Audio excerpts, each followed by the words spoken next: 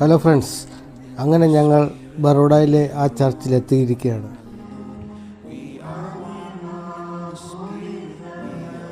അതിന് തൊട്ടടുത്ത് കെട്ടിയിട്ടുള്ള പന്തലിൽ പല ഭാഷകളിലുള്ള കുർബാനകൾ നടന്നുകൊണ്ടിരിക്കുകയാണ്. ഇപ്പോൾ നടന്നുകൊണ്ടിരിക്കുന്നത് മലങ്കര സഭയുടെ റൈറ്റ്സിലുള്ള കുർബാനയാണ്, മലയാളത്തിലാണ്.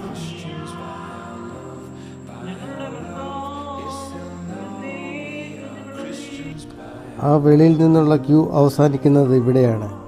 ഇതാണ് മദർ മേരിയുടെ ഇവിടുത്തെ രൂപം. വളരെ മനോഹരമായി അലങ്കരിച്ചിട്ടുള്ള ഒരു ഏരിയയാണ്.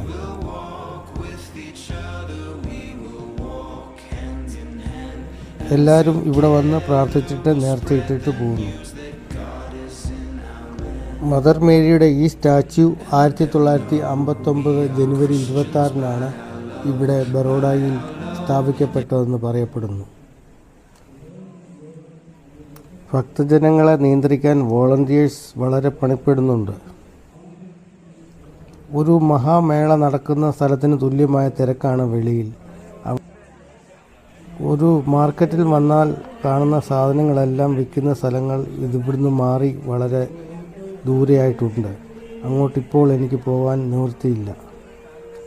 ചിലർ അവിടെ വളരെ നേരം ഇരുന്ന് പ്രാർത്ഥിക്കുന്നുമുണ്ട്. പ്രാർത്ഥിച്ച ശേഷം ഇതുവഴിയാണ് ഇറങ്ങിപ്പോകുന്നത്. ഇനി ഞാൻ ഈ കുർബാനയിൽ പങ്കെടുക്കാൻ പോവുകയാണ്.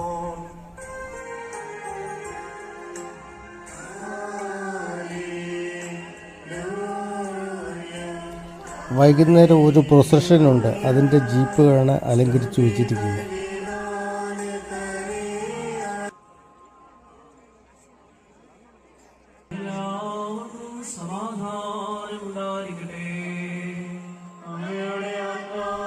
അങ്ങനെ ഞങ്ങൾ കുർബാനയിൽ പങ്കെടുത്ത ശേഷം എല്ലാവരും ഒരുമിച്ച് ഒരു റെസ്റ്റോറൻറ്റിൽ പോയി ഭക്ഷണം കഴിച്ച് ഞങ്ങൾ തിരിച്ച് അഹമ്മദാബാദിലോട്ട് പോകുകയാണ്.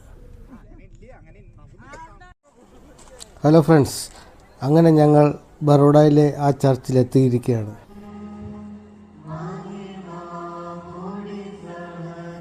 അതിന് തൊട്ടടുത്ത് കെട്ടിയിട്ടുള്ള പന്തലിൽ പല ഭാഷകളിലുള്ള കുർബാനകൾ നടന്നുകൊണ്ടിരിക്കുകയാണ്. ഇപ്പോൾ നടന്നുകൊണ്ടിരിക്കുന്നത് മലങ്കര സഭയുടെ റൈറ്റ്സിലുള്ള കുർബാനയാണ്, മലയാളത്തിലാണ്.